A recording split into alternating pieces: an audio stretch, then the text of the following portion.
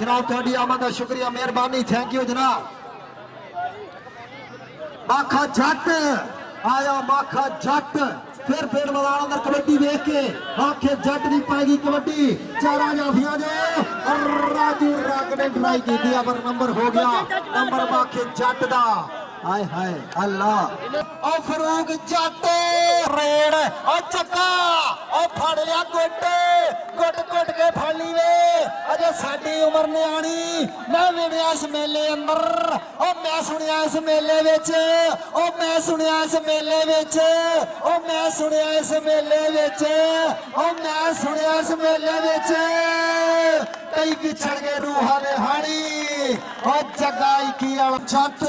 अगे सामा मैर हमजा मैर काशी जट अगे भी रूही जट रेडर भी रूही जट ए काशी जट अल्लाह अल्लाह हाय हाय हाय।